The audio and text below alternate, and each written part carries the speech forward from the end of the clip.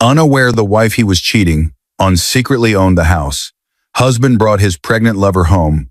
What she did next, when she sold it, ruined them completely. He didn't just cheat. He walked his pregnant lover up to the front door of the house his wife's mother died paying off, suitcase in hand, and told his wife to adjust. That afternoon, Elena Carter opened the door to the home she'd grown up in and saw a scene that should never have existed. Her husband, Mark, stood there with a suitcase in one hand and a smug tilt to his chin. Behind him, a nervous pregnant woman tried to hide behind his shoulder. Ruby, the woman he'd been secretly seeing, held her belly with both hands like a shield. Mark said, "I could stay here," Ruby whispered. Mark didn't flinch. He stepped past Elena like he owned the place, glanced around the living room like a man claiming a prize, and said, loud and clear, "We need more room. She's carrying my child. This house is big enough." "You'll adjust, Elena." He called it his house, bragged about his home to friends, told Ruby, "Once the baby is born, this place is ours." He believed Elena was too soft, too dependent, too afraid to fight back. What he never knew was this: the house he bragged about never belonged to him at all. Long before Mark ever carried a single box through that door, Elena's late mother had signed the deed in her daughter's name only. After her death, attorney Michael Harris helped Elena lock that protection in even tighter with paperwork and a simple prenuptial agreement that kept the house completely separate from her marriage. On paper, in law, and in truth, that home was Elena's alone.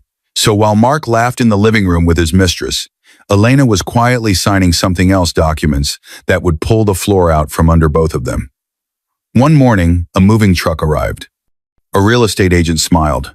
Strangers stepped onto the porch with papers in their hands, and the man who thought he owned everything watched his entire new life crumble in front of the neighbors. This is not just a story about cheating. It's about what happens when the woman you try to push out of her own home decides she's done being silent. Dear viewers, if you're watching this without subscribing, it's like letting Elena's strength go unseen. When you subscribe, like, and share, you stand with every quiet heart that chose dignity over chaos. Hit that button now and tell me in the comments where you're watching from. The air in the house felt too still, so still it carried its own kind of pressure, the kind that creeps into a room before something important is revealed.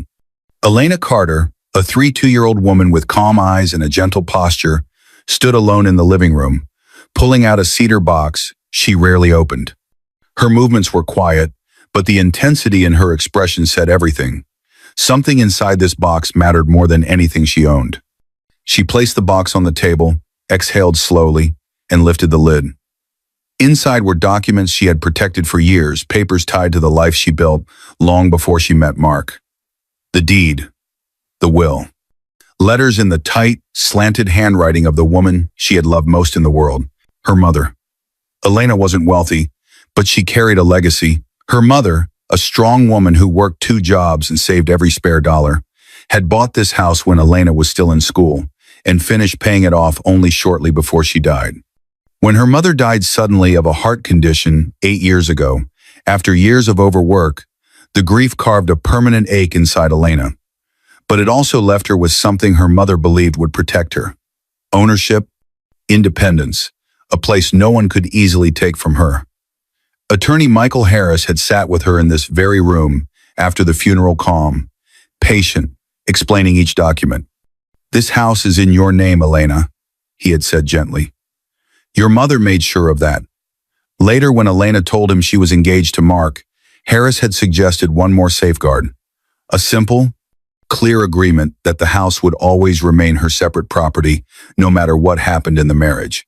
Elena had signed it, not because she distrusted Mark, but because she trusted her mother's wisdom. Back then it felt like paperwork. Now it felt like a shield. Her mother's voice often returned to her in quiet moments. As Elena slid her fingers across the old papers, a vivid flashback rose. She remembered being younger, sitting on the porch with her mother. The older woman's fingers were rough from work, but her grip around Elena's hands was warm and steady. "This house is yours," her mother had said. "Don't ever let anyone convince you otherwise.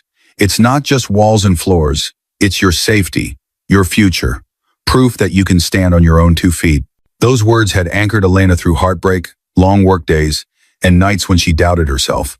Even when she met Mark, charming, confident, with a smile that made her feel chosen, she kept the deed in her own name. Not because she expected betrayal, but because honoring her mother's last request felt non-negotiable. Mark never really asked about ownership. He assumed they were building a life together and that the house somehow belonged to both of them. His pride didn't leave space for the idea that Elena might own something important on her own. And out of love or maybe fear of starting an argument, Elena never corrected him. Now, as she held the papers, she wondered if that silence had been her biggest mistake. Her phone rang, startling her slightly. She looked down. Maya Bennett lit the caller ID, her best friend since high school. Maya, 33, bold and outspoken, was the kind of friend who noticed cracks long before they became breaks. She worked as a nurse and always found time to check on Elena, especially when something felt off. Elena answered. Maya? Maya's voice filled the room, warm but alert. Hey, I'm just checking on you. Haven't heard your voice in 2 days. How's everything with Mark? Elena hesitated. Her throat tightened. She forced a small smile even though Maya couldn't see it. We're managing. Maya went quiet for a moment, the kind of pause that meant she didn't believe it. Managing doesn't sound good. Elena shifted the phone to her other ear, glancing at the open cedar box. It's just been busy. I'll be fine, May, I promise. Maya didn't push, but her tone softened. Okay. Call me if you need anything. I mean it, anything. When the call ended, the silence in the house felt even louder. Elena touched the edge of the deed again. The paper was smooth, but the weight behind it felt heavy. Her mother's handwritten note on a yellowing sticky tab caught her eye. Remember, this is yours. Don't be afraid to act like it. She swallowed. As she started to close the box, her phone buzzed again. A different tone. A message. From Mark. Mark Carter, 35, confident, ambitious, and often too proud for his own good. Once, he had been attentive and affectionate. But in the last year, something had shifted. Late nights, new cologne, sudden impatience. The distance had grown slowly, like a stain spreading through fabric. She picked up the phone. Mark, don't wait up tonight. Work dinner. Her eyes lingered on the message. It wasn't the first time, not even the third. Work dinner, work dinner, work dinner. Same phrase, same timing, same tired excuse. But the smell on his clothes when he came home, the way he kept his phone face down, the way he snapped at simple questions, it didn't match a man who was just tired from work. A cold, thin line of suspicion slid through her chest. Elena set the phone face down on the table. The house felt like it was holding its breath with her. She should have known then. The dinners weren't about work. But the first visible crack wouldn't come from Mark. It would come from someone outside the house. The front door slammed hard enough to rattle the picture frames. Elena's heart jumped. Mark strode in with fast, heavy steps, his shoulders tight, jaw clenched. Even before he spoke, she smelled it, the faint, sweet scent of a woman's perfume that wasn't hers. The intensity hit like a blow. Mark Carter, usually composed in public and proud to a fault, looked irritated, almost resentful, as if coming home was an inconvenience. He tossed his keys on the counter with more force than necessary and rubbed the back of his neck like someone wrestling guilt instead of stress. Elena walked toward him slowly, keeping her voice soft. Long night? He shot her a sharp look. Yeah, obviously. Why do you sound like that? Like what? She asked. Like you're checking up on me, he snapped. It was a work dinner. You know how it is. His tone was defensive, not tired. The words said work, but his eyes flicked away, and his body held something else. Fear. Her thoughts swirled. Why is he so angry? Why does he smell like that? Why can't he look at me? But she didn't push. Not yet. He brushed past her, muttering something about needing a shower. As he walked down the hallway, she watched the tension in his shoulders, the way he hunched over his phone, the way he moved like he was trying to get away from her without making it obvious. The cracks were still small, but they were there. The next morning at work, the atmosphere felt different. Elena worked in a quiet administrative office. People usually move calmly between desks. Printers hum softly, and the loudest sound on most days was a phone ringing. Today, there was a subtle hum beneath the calm like whispers that stopped when someone entered the room. As she sorted files at her desk, Nadia Hall approached late 20s, thoughtful eyes, and a gentle way of speaking that made people feel safe. Nadia glanced around to make sure no one else was close before leaning in. "Elena," she whispered, "do you have a second?" Unease brushed over Elena's skin. "Sure." Nadia lowered her voice further. "I wasn't sure if I should tell you. I even tried to convince myself I was wrong. But yesterday, when I left the clinic building after dropping off some forms, I saw Mark." Elena tried to keep her voice light. "He sometimes picks me up if he's nearby." Nadia shook her head. "He wasn't with you. He was outside the medical offices down the street, and he wasn't alone." Everything inside Elena went still. Nadia continued carefully, choosing each word. "He was standing very close to a woman. She was pregnant. They looked familiar, like they were there together. Not for business. A pregnant woman. Medical offices. Mark, who always claimed he hated hospitals so much he could barely breathe inside them. The hint was subtle, but it lodged deep like a quiet alarm. "Maybe I misunderstood," Nadia added quickly. "Maybe it was nothing. But if it were me, I'd want someone to tell me. I'm sorry if this hurts you." Elena swallowed. "Thank you for telling me." Her voice was barely above a whisper. When Nadia walked away, the office noises faded into the background. Elena sat there, staring at nothing as memories replayed on a loop, happy ones that now felt like lies. Mark laughing with her on a small balcony years ago, his hand warm around hers. His voice saying, "Everything I do for us, Elena. Don't ever doubt that." That version of him felt like a ghost, now distant, unreal. That evening, Mark came home earlier than usual. Elena stood in the doorway between the kitchen and the hall, watching him. She didn't mention Nadia. She wanted to see what his body said when his mouth wasn't prepared.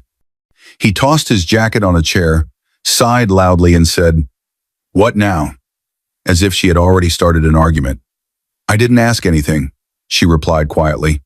"You don't have to," he snapped. "It's your face. You're judging me again." Elena pressed her lips together. "Mark, No." He pointed at her, as if blaming her for something unnamed. "You always overthink things. You twist everything. You're being paranoid." The gaslighting slid over her like cold water. A louder crack. She didn't respond. She just watched him, his restless hands, jittery breathing, the way his eyes flicked to his phone every few seconds. When it buzzed in his pocket, he snatched it out so quickly, she flinched. His thumb covered the screen, but not fast enough. She saw the name. Lacey. Elena didn't know anyone named Lacey. Mark had never mentioned her. But the way panic flashed across his face, for a split second, told her everything. Lacey mattered. Lacey was connected. Lacey was another breadcrumb. "Don't start," Mark warned, slipping the phone back into his pocket. But Elena wasn't starting anything. Something had already begun behind her back. Names she didn't recognize were the first cracks, but the real break was still coming. Because soon, someone would give her proof she could no longer ignore. The envelope landed on the desk with a soft thud that felt louder than it should. Elena stared at it, her hands folded in her lap, heart pounding hard enough to make her chest hurt. Across from her sat Detective Ian Lorne, a private investigator in his early 40s. His eyes were sharp, but his voice was calm, the kind of calm that made people listen even when they weren't ready. She hadn't hired him impulsively. After Nadia's warning, after seeing the name Lacey flash on Mark's phone, she had spent 2 sleepless nights talking with Maya. Maya had been the one to say, "If you're even half right, you deserve to know, not guess." Lorne had come recommended by a nurse at Maya's hospital, someone whose sister had used him in a custody case. Discreet, effective, quiet. Now he sat in Harris's small conference room, the blinds closed, the world outside shut out. "Mrs. Carter," Lorne said softly, "everything you asked me to look into is in here." Elena's fingers trembled as she reached for the envelope. A part of her wanted to push it away, to keep pretending nothing was wrong. But pretending had already cost her too much. She opened it. The first photograph froze her in place. There was Mark, her husband, standing outside a medical building that matched Nadia's description. Beside him was a woman Elena had never seen before up close, but instantly recognized from the way Nadia described her. Soft features, long hair, a clear baby bump beneath her dress. His hand rested protectively on her stomach. Elena's throat tightened. Another photo. Mark kissing the woman's temple outside the clinic doors. Another. The two of them holding hands in a waiting room, his head bent toward her as if whispering something private and sweet. Elena sucked in a breath that didn't quite reach her lungs. "Who is she?" she whispered.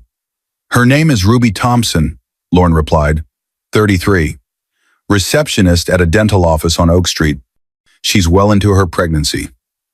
He paused, then added carefully, "She and your husband have been seeing each other for about 8 months. He's attended every prenatal appointment I could verify. 8 months, 5 months pregnant, work dinners." The math lined up too perfectly.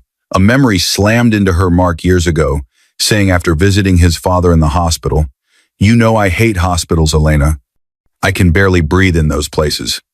But here he was, relaxed, smiling, holding another woman's stomach in a clinic he once swore he couldn't stand. Her voice scratched its way out. "Is that his child?" "All evidence points that way," Lorne said gently. "He introduces himself as the father. Staff know them as a couple." The air in the room felt thinner. Elena pressed a hand to her mouth, forcing back a sob. Tears burned her eyes, but she blinked them away. She didn't want to break in front of a stranger, not yet. Lorne watched her without judging, giving her space. "I know this is a lot to process." She inhaled slowly, then exhaled, trying to steady herself. "Why? Why be so open? Why not hide it better?" "Because he thinks he's untouchable," Lorne said plainly. "He believes he controls the story." Something inside her went cold, a quiet click. He thinks he's safe enough to be careless. Lorne slipped another smaller envelope across the table. "There's one more thing." Inside was a small digital recorder and a printed transcript. "I did some audio surveillance outside the clinic," he explained. "This is from a conversation your husband had in the parking lot. I compared the voice to samples you gave me. It's him." Elena pressed the play button. Mark's voice filled the small room, relaxed, confident, almost smug. "Once the baby's here, I'll move Ruby into my house. Elena will just have to deal with it." My house. The words sliced deeper than the photos.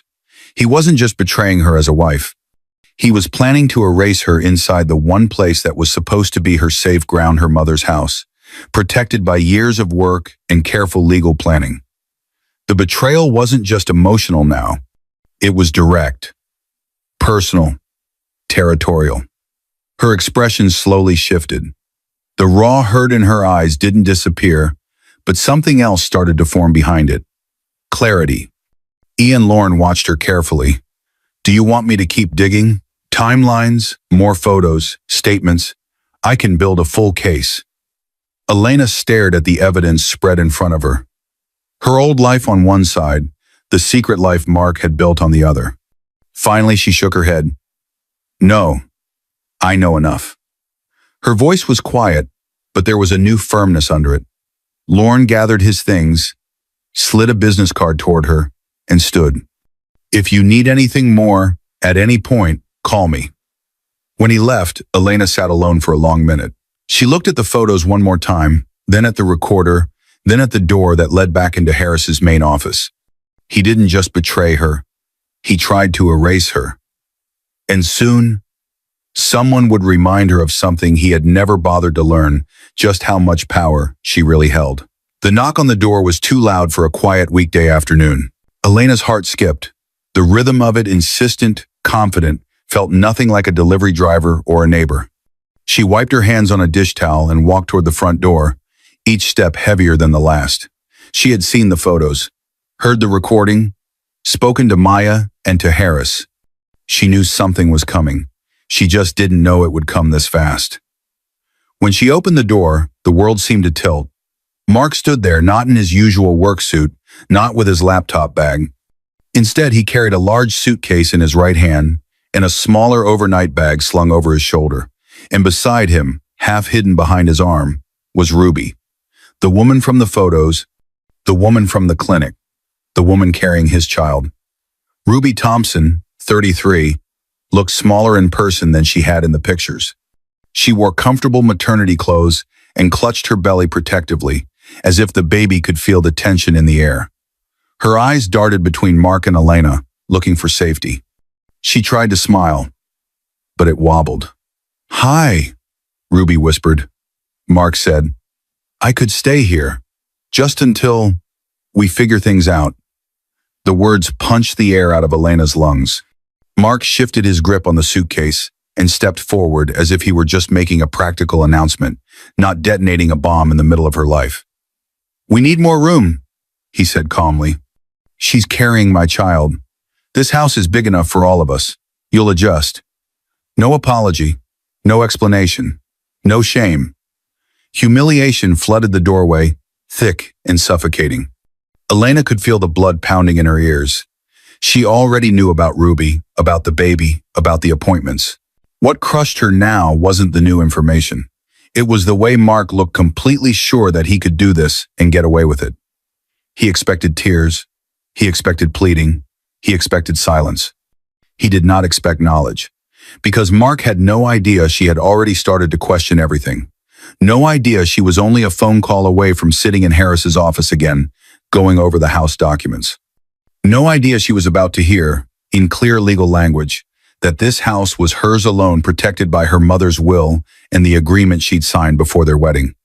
So Elena's silence wasn't shock. It was strategy.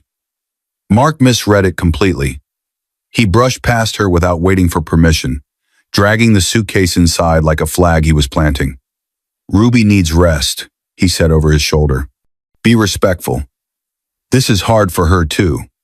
The arrogance of that sentence stunned her more than anything else. He didn't care how hard it was for his wife, the woman whose name was on the deed. He cared about the woman he'd cheated with. Ruby stepped inside slowly, one hand skimming along the wall, as if she were already imagining where her things would go. She placed a small duffel bag beside the couch and lowered herself carefully onto it. Elena's hand brushed the hallway wall, fingers pressing against the familiar paint. For a brief second, a memory flashed sharp and bright. Her mother standing in this same hallway on move-in day, years ago. The smell of paint, boxes everywhere. Her mother's voice in her ear. "If someone ever tries to take what's yours, remember who you are, not who they say you are." Elena swallowed hard. As Mark fussed over Ruby, helping her sit, asking if she needed water, Elena's body slowly steadied. The raw ache didn't vanish, but it shifted. It stopped feeling like an open wound and started feeling like a reason. Ruby placed a hand on her belly and looked up at Elena. "Thank you for having us." Us. The word left a bitter taste, but Elena kept her face calm. She didn't answer. They didn't deserve her voice. Not yet. Outside, the world continued as if nothing had changed. A car passed. Birds chirped. Then a familiar voice floated across the yard. Mrs. Clark, the elderly neighbor from across the street, stood on her porch with her small dog staring openly. She had watched Elena grow up in this neighborhood. She knew who the house had belonged to. Her voice drifted over, soft but shocked. Does Elena know?" Elena heard every word. Mark ignored it, busy adjusting Ruby's pillows. Ruby looked away, cheeks coloring. The answer hung in the air like a storm cloud ready to burst. Elena's eyes shifted from her neighbor back to the couple, making themselves comfortable in her living room. Oh, she knew. And she knew even more than they did. Because soon, she would learn exactly how far the law and her mother's planning had already tilted the scales in her favor. The laughter cut through the walls like a knife. Elena sat on the floor of her bedroom, back against the locked door, knees pulled close to her chest. On the other side of that thin wooden barrier, Mark and Ruby were unpacking boxes, talking about where the crib would go, laughing as if they were decorating a new place they just bought together. Inside her home, Ruby's soft giggle floated down the hallway. Mark's low voice followed. "Don't lift that, babe. Let me do it. You need to rest. Another laugh. Another reminder that in his mind, Elena had already been replaced. Elena buried her face in her hands. She didn't want to cry. She had already cried alone in this room too many times. Now the tears felt less like grief and more like a weight she didn't want to carry. Minutes passed. Or maybe hours. Time inside that small room didn't feel real. A knock sounded somewhere in the house, a normal, front door knock this time. Elena tensed but didn't move. Footsteps echoed faintly. She heard Ruby's voice greeting someone. The door opening, then muffled conversation. Then came another knock, this time directly on Elena's bedroom door. Elena? It's me. Maya? Her best friend.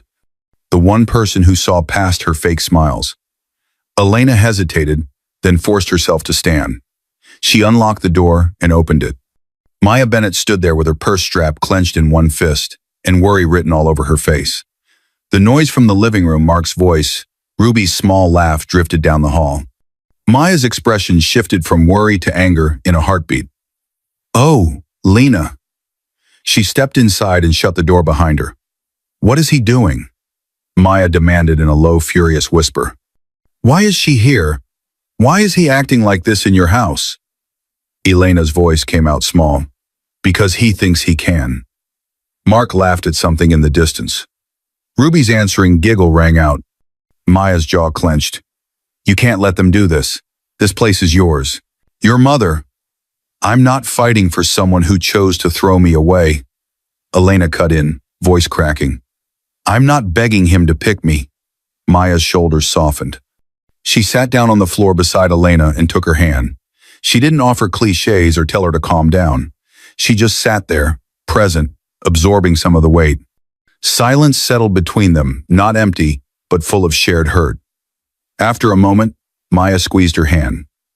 You talked to that investigator? You have proof. And you still have Harris. Use them. Don't just survive this, Lena. Do something. As if the universe was listening, Elena's phone buzzed on the nightstand. Attorney Harris. Maya nodded toward it. Go. I'll stay here. You don't owe them a single explanation. Elena slipped out of the house quietly through the side door. She didn't want Mark or Ruby to see her leave. There was nothing left to say to them right now that wouldn't cost her more energy than they deserved. She drove to Harris's office with her fingers clenched around the steering wheel, her mind replaying everything, photos, audio, the way Mark carried Ruby over the threshold like he was making a grand gesture. Attorney Michael Harris greeted her with a steady smile and eyes that held both professionalism and genuine care. He had handled her mother's estate years ago, had sat in her living room when she was 24 and grieving. Elena, he said gently, you sounded shaken on the phone. Sit down. We'll go through this one step at a time. She sat. She didn't cry. She didn't fidget. She just waited. Harris opened a familiar folder, the one he kept for her. Inside were copies of the deed, the will, and the agreement she'd signed before marrying Mark, keeping the house as separate property. He turned the pages toward her and tapped the deed. Elena, he said plainly, this house is legally yours. Only yours. Your mother made sure of that. The prenuptial agreement you signed reinforces it. Mark has no ownership interest in the property itself. The words landed like thunder. She had always known the house was in her name, but she'd never needed to think about what that meant in conflict. Hearing it now, with all the legal weight behind it, shifted something inside her. Harris continued, your mother was careful. She'd seen too many people lose their homes in bad marriages. She insisted on keeping this property separate. No joint title, no shared equity. Elena stared at the papers she once avoided reopening because they reminded her of grief. Now, they felt like armor. Her breathing steadied. Her hands no longer shook. Harris watched her closely. You have full authority over the house. You can decide who lives there and who doesn't. You can sell it if you choose. You can file for divorce with strong grounds: infidelity, emotional cruelty, misrepresentation. Legally, you're protected. A clear silence filled the room. Not empty, not numb. Focused.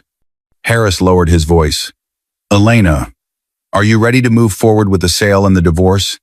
She let her fingertips brush the deed her mother had once signed with tired, proud hands. The pain in her chest didn't vanish, but it changed shape. It became sharp, clean, almost precise. She closed the folder slowly. "Yes," she said. Immediately. Her voice didn't waver. Maya had been right. Her mother had been right. And now Elena finally knew what she had to do. Her heartbreak didn't harden her. It refined her. And soon, she would begin the quiet steps that would turn their world upside down, using the very house he thought he owned. Nice, let's finish this arc properly. The decision clicked into place like a door locking from the inside. Elena stood on the sidewalk outside Harris's office building, knowing that by the time she walked back out, the divorce papers Harris had prepared would have her signature on them. Her heart was pounding, not with panic this time, but with a sharp, unfamiliar feeling. Purpose. She had been erased in her own home, humiliated, pushed aside. Now she wasn't walking away from her life. She was reclaiming it. Inside the building, the elevator chimed softly. When the doors opened, Mr. Henry Keller stood in the lobby waiting, early 50s, neat suit, calm professionalism. Harris had introduced them briefly over the phone the night before. "Elena?" Keller asked, offering a warm handshake. "Michael Harris spoke very highly of you. He told me this home is important to you and that you want this handled quietly." She nodded. "Very quietly. I don't want my husband knowing anything until it's done." Keller gave a small, understanding smile. "Discretion is part of the job. Let's go see the property."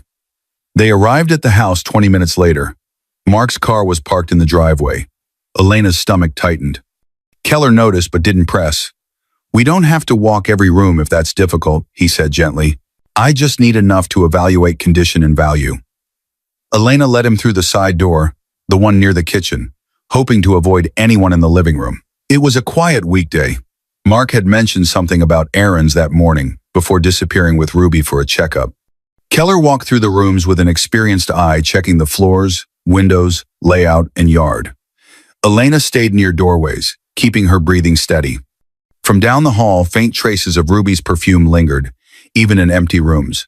"This home holds a lot of value," Keller said quietly. "Location, structure, condition. It should attract buyers quickly, especially cash buyers who are ready to move." The idea that someone else could move in soon felt strange, but also freeing. "What happens if I want things to move fast?" Elena asked. "If we price it correctly and accept buyers who are already prepared, it can move very fast," Keller replied. "Harris mentioned your circumstances.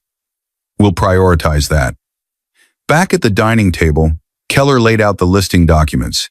His tone remained calm, respectful. "Once you sign these," he explained, "I'll list it discreetly through our network in serious buyers. No public sign on the lawn. No obvious listing your husband might stumble over. We'll keep everything as quiet as possible until it's final." Elena read each page carefully. Ownership. Her name only. No joint title. All verified by Harris. Her hand didn't shake as she signed. Each signature felt like another step away from the version of herself that waited around, hoping Mark would choose her again. When they finished, Keller slipped the paperwork into his briefcase. "I'll start right away," he said. "You'll likely hear from me very soon. Remember, until the sale closes, don't discuss any of this with him. Timing matters." She nodded. "I understand." Back at Harris's office, Elena sat across from him one more time. A separate stack of papers lay between them. Divorce filings drafted carefully, supported by everything Detective Lorne had found. "You're covered legally," Harris said, scanning the last page. "The house is separate property. The prenup reinforces that. You also have clear grounds, infidelity, emotional cruelty, deception. He won't be able to claim ignorance." A soft knock sounded. The door opened and Detective Ian Lorne stepped in, carrying a brown envelope. "This is the full file," he said. Dates, photos, timeline, notes from the clinic staff who saw him introduce himself as the father. Enough to defend yourself if he tries to twist anything. Elena accepted the envelope but didn't open it. She'd seen enough pain already. Now it was just evidence. Protection.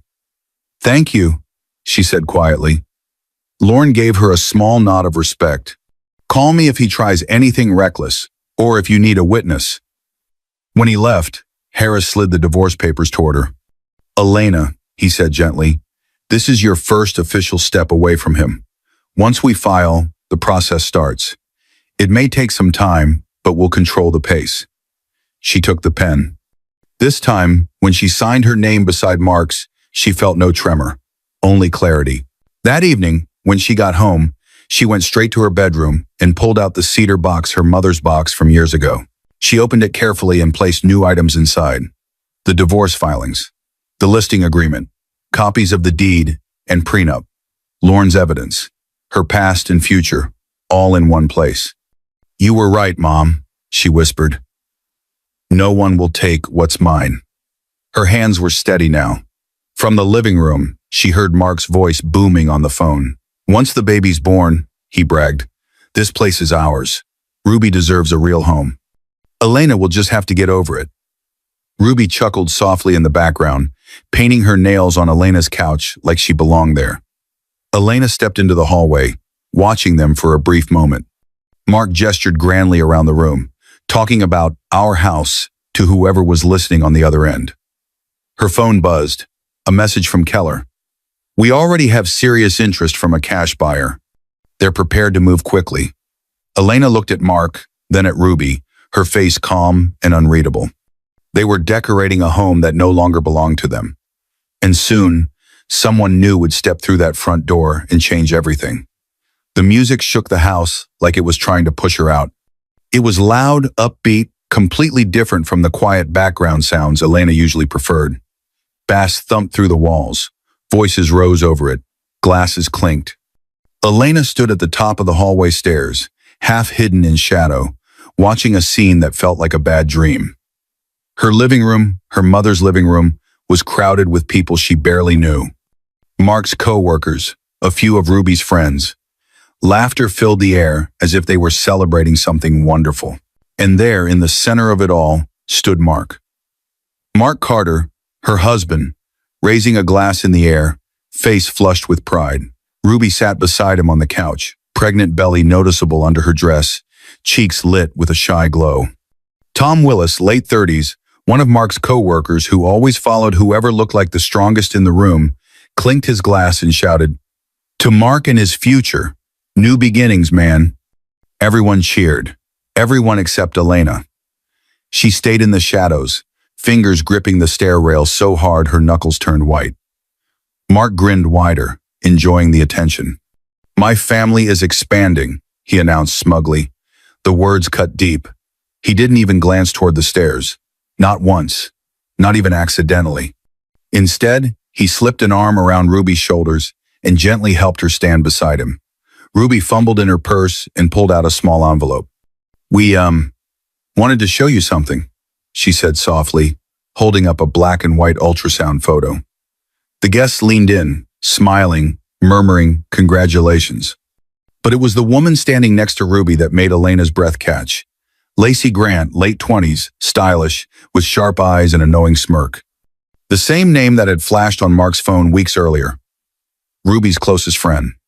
The one who likely knew everything before Elena knew anything. Now she stood in Elena's home, like she owned a piece of this story.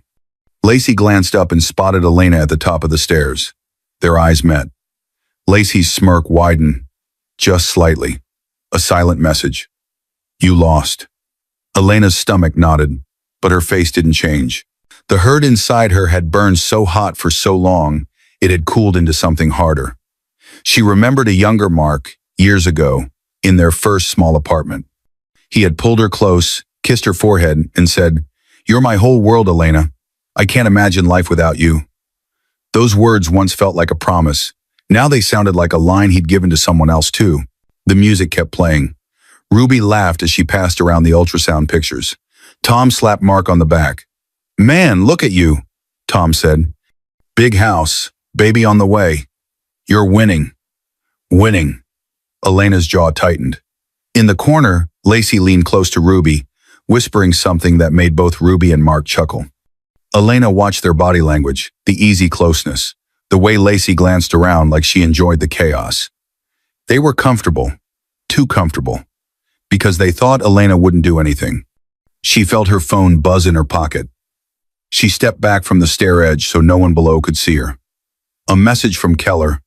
Offer accepted. Cash buyers. They want to close this week and move in by Friday. Can you confirm? Elena read it twice. Friday, 2 days away. Her chest rose and fell in a slow, controlled breath. While Mark toasted his new life, the walls around him were already changing hands. The house he bragged about wasn't his. The future he was promising Ruby was built on something he never owned. She typed back, "Confirm. Go ahead." Tom raised his glass again downstairs. "To the house," he called out. "You've built something great here, Mark." Mark laughed loudly, lifting his drink. Elena stepped deeper into the shadows at the top of the stairs, unseen. Mark thought he was celebrating a new beginning, but in truth, he was celebrating his last night in that house, and he didn't even know it. The morning felt too bright for what was about to happen. Mark's voice boomed through the house, full of excitement and false security. "Right here, Ruby," he said, tapping a corner of the nursery room with his knuckles. "Perfect for the crib. Baby will get sunlight every morning." Ruby, dressed in soft maternity clothes, sat on the couch, scrolling through baby items on her tablet. "Oh, look at this one," she said, showing him a crib with stars carved into the sides. "It has a little storage drawer too. So cute." "We'll get it," Mark replied, wrapping an arm around her shoulders. "This house is big enough for all of us," he said it loudly, as if he wanted the walls and Elena to hear. Elena stepped quietly out of her bedroom, a small bag in her hand. Inside were only the essentials she didn't want strangers handling. A few important documents, her journal, a framed photo of her and her mother. She wasn't running away. She was simply getting her important things out of the way before the storm hit. From the living room, Ruby's voice floated down the hall. "Maybe we can move that shelf and put a changing table there. Elena won't mind." A small, cold smile tugged at the corner of Elena's lips. Not from cruelty, just from knowing something Ruby didn't. She walked toward the front hallway just as someone knocked. This knock wasn't hesitant or random. It was firm, professional, expected. Mark frowned. "Who's that so early?" Elena didn't answer. She walked to the front door with quiet steps, heart steady. She opened it. On the porch stood Henry Keller, dressed neatly, clipboard in hand. Behind him stood a middle-aged couple, the buyers. The husband wore a button-up shirt and polite smile. The wife held a small folder of papers. Parked at the curb behind them was a moving truck, its back door closed but ready. Keller smiled. "Good morning, Elena. We're here for the final walkthrough. The funds cleared yesterday. The buyers are ready to take possession." Ruby's laughter from the living room cut off abruptly. The house went very still. "Walkthrough?" she repeated, eyes wide. Mark came up behind Elena, annoyance twisting his features. "Elena, what's going on? Who are these people? And why is there a truck outside my house?" Keller turned to him with a calm, professional nod. "Good morning. I'm Mr. Keller, the real estate agent. These are the buyers. The sale closed yesterday afternoon. Today is their possession date and final inspection." Ruby's hand flew to her mouth. "Sale? Possession?"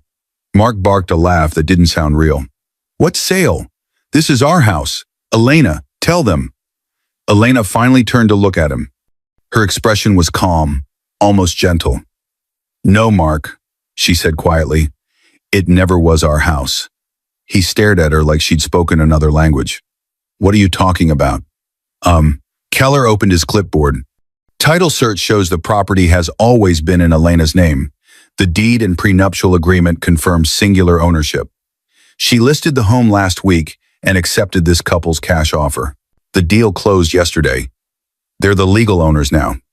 Ruby staggered back a step, one hand clutching her belly. "Elena, you sold the house?" she whispered. Elena didn't gloat.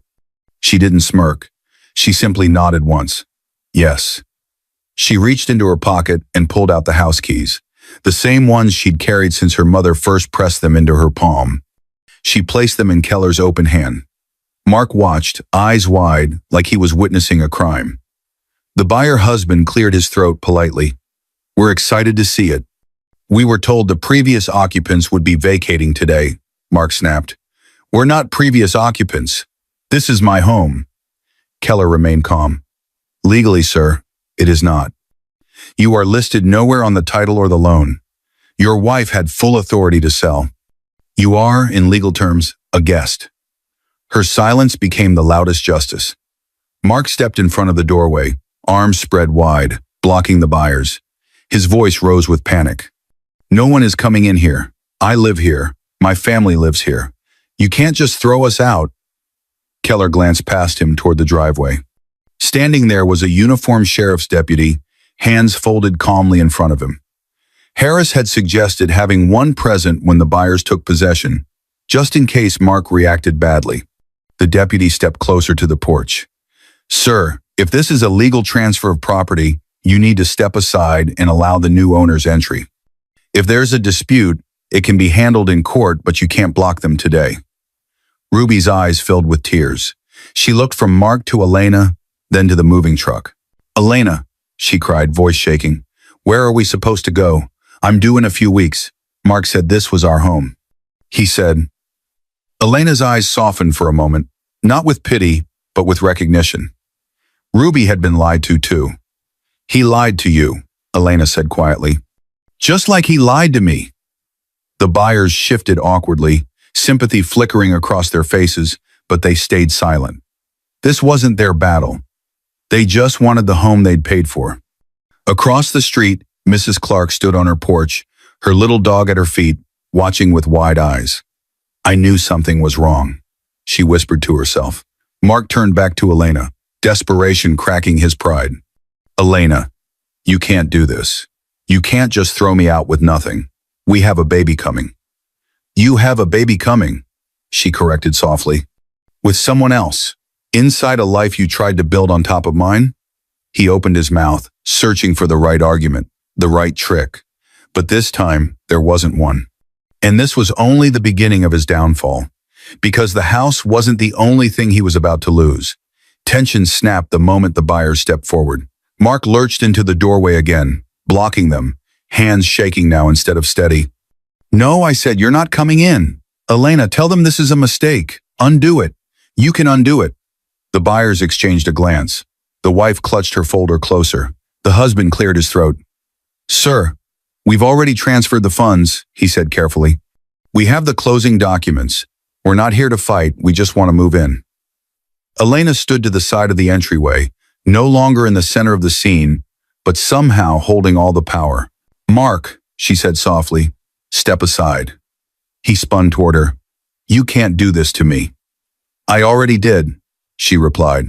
The quiet in her voice cut through the shouting. Ruby hovered behind the couch, eyes full of fear.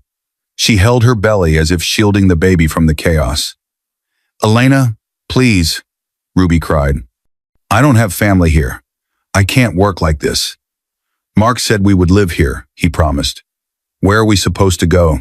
Elena looked at her, and for a moment something almost like pity passed through her eyes. I'm sorry he lied to you, she said. But his promises are not my responsibility anymore. The front door opened again. This time, it was Attorney Harris.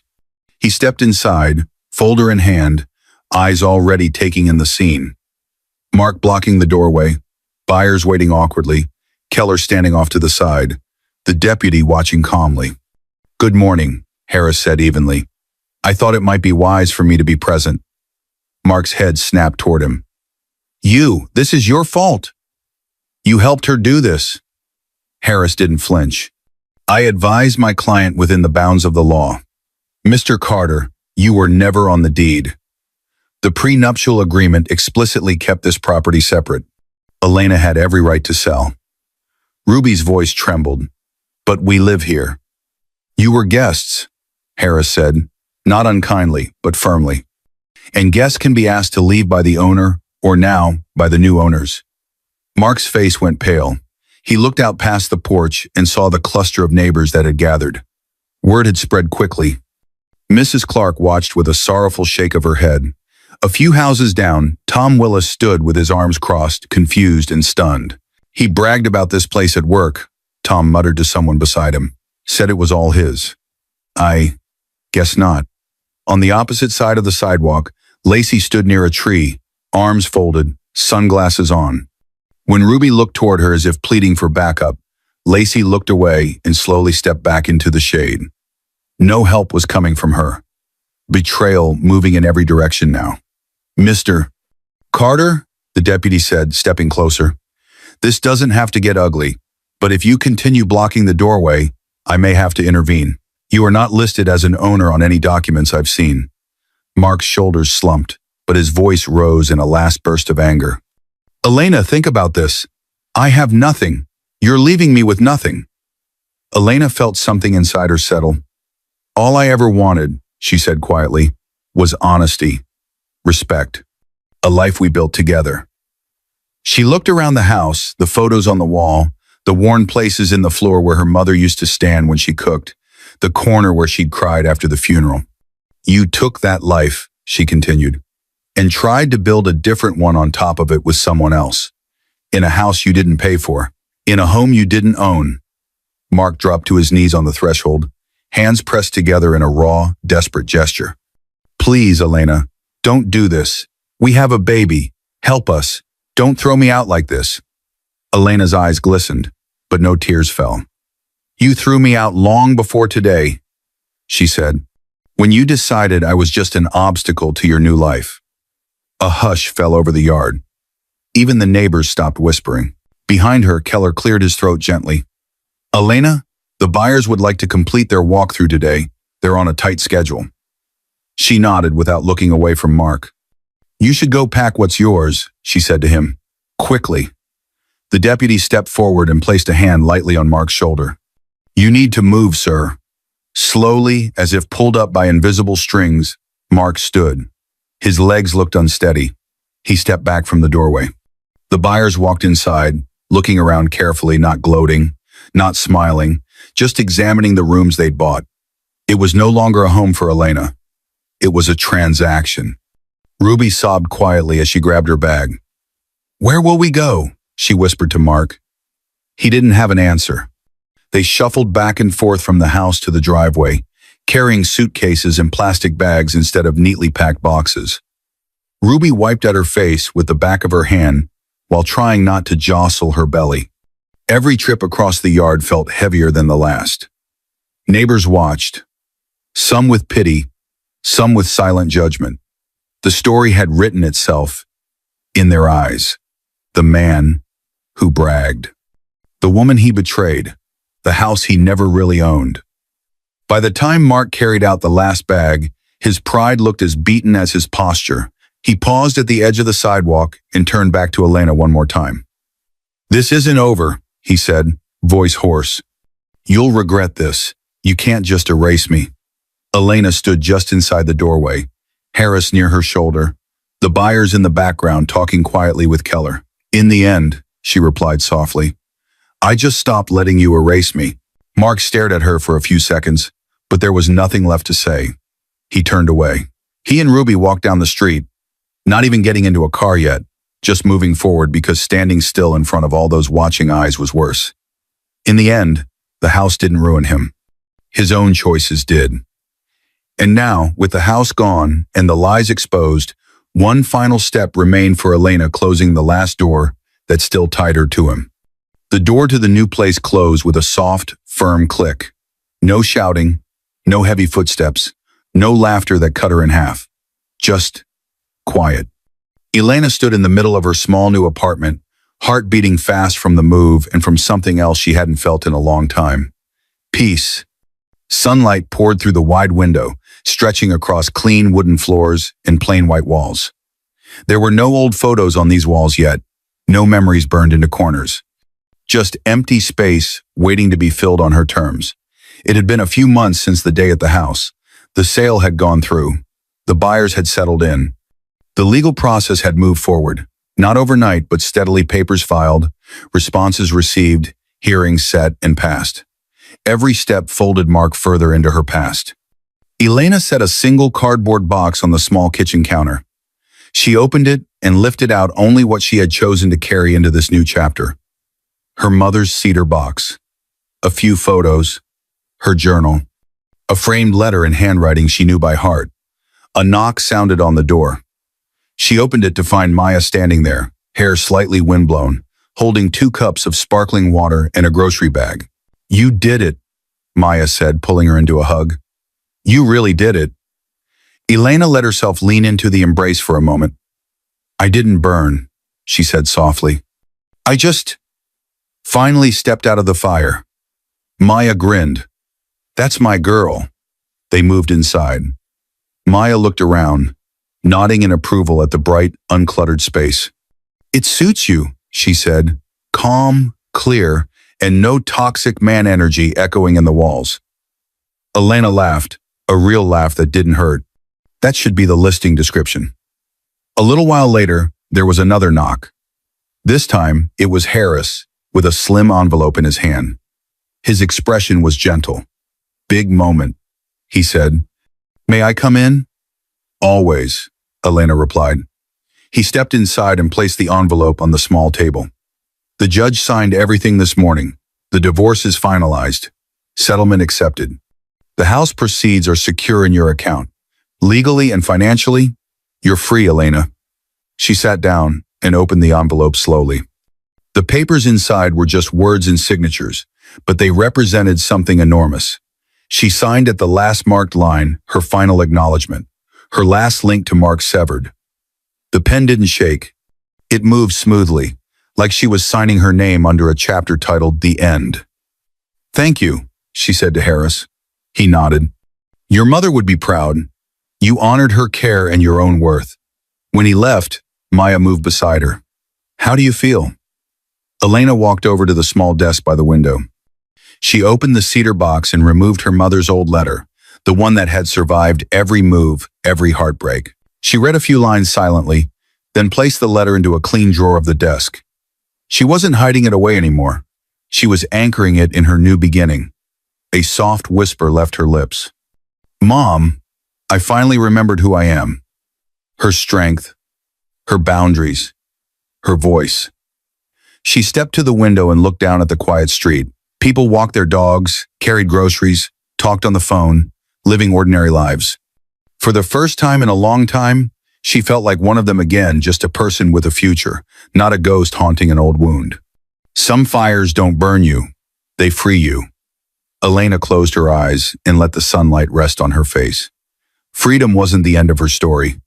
It was the start of a new chapter she would write for herself. I hope you enjoyed watching this story as much as I enjoyed creating it. Like, share, and comment on the lessons you've learned. Tell me where you're watching from in the comments below. See you in my next video.